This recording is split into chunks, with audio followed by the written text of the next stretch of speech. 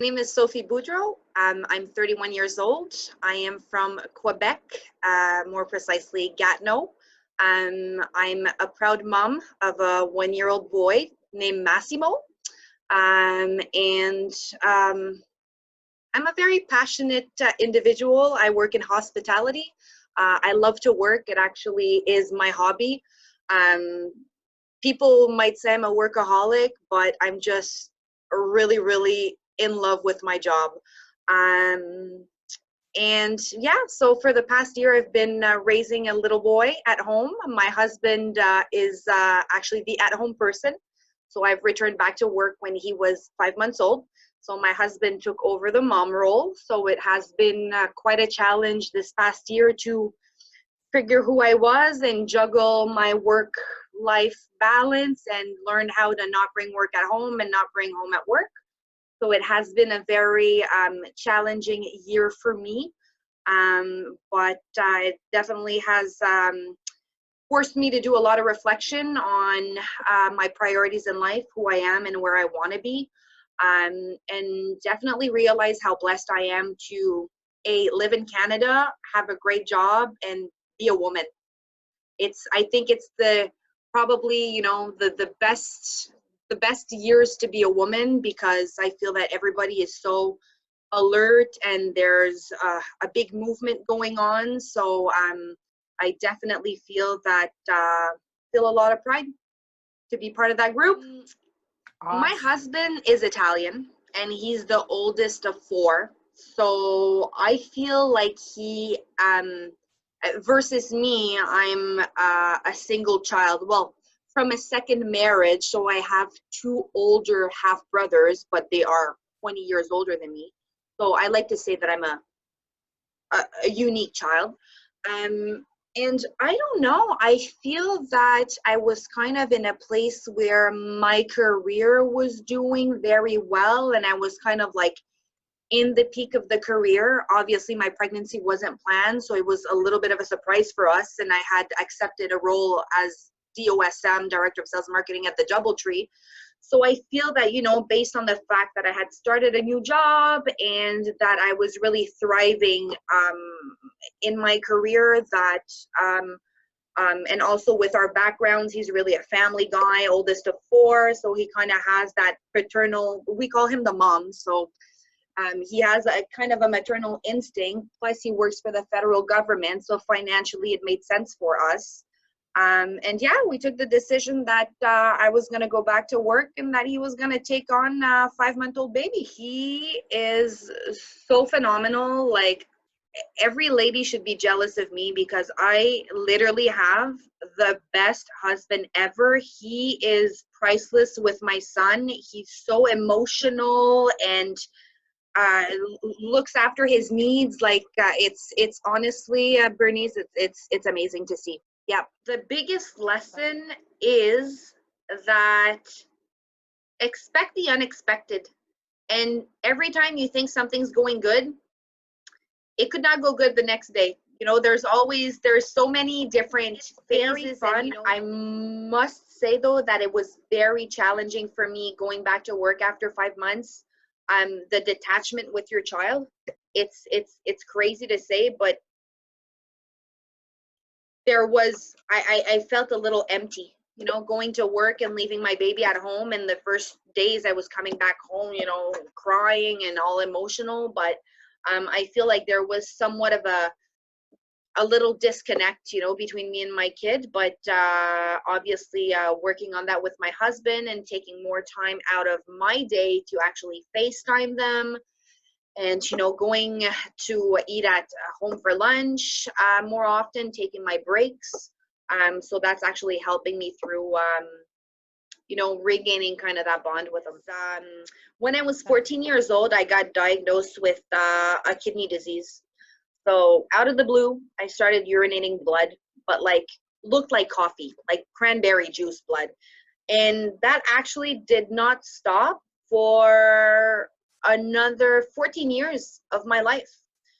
So that started about when I was in high school and just carried through until I was about 28 years old. And, doctors couldn't find what was wrong with me. Nobody had ever seen this before. And let's try this. Let's do a biopsy. Let's do this. And it was a really hard part of my life. So I definitely feel that my work might have been an escape for the reality that I was living, but also taught me a valuable lesson that you can do whatever you want in life. And I was very, very sick on medication and still yet finished my bachelor's degree, did an advanced college diploma as well, worked, got high positions, moved up in life, traveled, and I would get at home at sometimes and just be completely exhausted from my medication and from,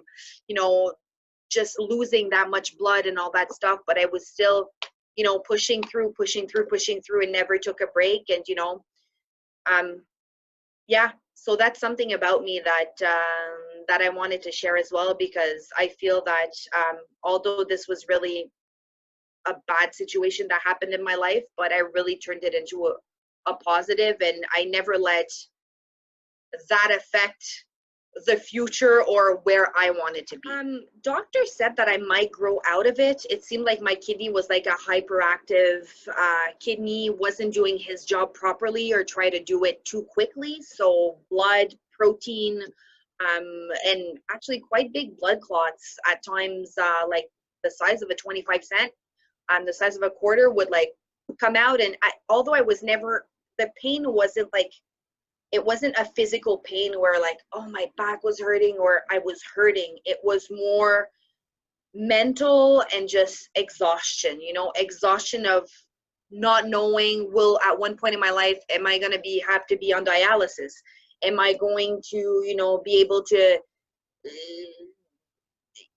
like do sports, or what if, and the doctor was like, you shouldn't be doing extreme sports. And I was like, all of a sudden, I'm like, I want to do extreme sports, just because the doctor said I couldn't do it, I felt like I wanted to do it. So I have to juggle with really being sick, not being able to do some of the stuff. And yeah, it was a little hard for me, but my parents, my mom's a very strong woman. So it's like if they kind of never had pity for me. So I didn't really have pity for myself. And I think that, at times it was rough for me, but I think that was probably the best way to go. And the best gift they could give me was to say, hey, look at people. There's people worse than you. At least you can walk. At least you can talk. At least you can. So it kind of allowed me to give myself a little kick in the butt and say, okay, well, yeah, I'm not that bad. I can still do this. I can still manage this. I can still do that. So yeah, thanks, Mom and Dad, for allowing me to push me to be a strong person. I look back and now I have a kid of my own, and I cannot imagine what my mom went through when she learned that I was actually sick, that I might need, that her 14-year-old daughter needs to be on medication, that her 14-year-old daughter is urinating blood. And if it was my child, I look at her and I'm like, how did you, for all those years, go through, like, I would be destroyed. I would be crying. But they just, they just really treated me like if nothing was different. So I just kept on doing what I did as a normal person. So yeah, and when you're a kid, you're so naive on life, you hear people dying, but it's like your grandma, you're this, you're that. But then when people in your really immediate family, as you get older, you realize how life is precious. And at 14, I was like, I'm sick. Woo-hoo. I kind of like, I remember thinking of myself like, wow, I'm sick, but, I'm fine. Worst case, I'm going to miss some school days. And, I didn't understand the impact of it. But my mom must have been absolutely devastated. And never once did I see her like really cry or not be strong for me or show any fear. I remember also at one point, she said, and she came to all of my appointments, drove me there, paid for parking. My mom carried me, held me by the hand there until I was like 25 probably. And then I moved to Quebec City. So I was coming back from to Ottawa for my appointments. But I remember my last appointment when it had been 2 years that they were like, wow, your results are actually really good. Like, you don't really have much of a condition anymore. Like, we'll take you off your medication. And during these 2 years, after these 2 years where they were kind of saying like, wow, it's looking good, I went back to my final appointment with my nephrologist at the Riverside Hospital in Ottawa. And that's when she's like, well, it's been 2 years, you're stable, you're not showing any blood, any protein. She's like, well, I'm going to stop seeing you. And I was like, oh yeah, really? Like, we're there? And she was like, yeah. She's like, we're going to just, you won't need to be followed anymore. Obviously, you'll do your blood work with your GP, but she's like, everything, the coast is clear. We're not alarmed anymore, and you've kind of grown out a bit. Obviously, still at risk. I'm still living every day with the fear that it comes back, or what other damage has it caused that I'm not aware of. But yeah, and I remember the first person I called was my mom. And I was like, Mom, like, you never get, for the first time, you don't come to an appointment with me. We had a good news, and they're not following me anymore, and I'm cured.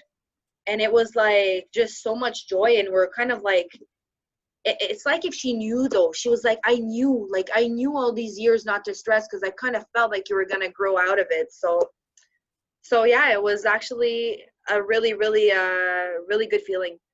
Carry on. Got one life to live.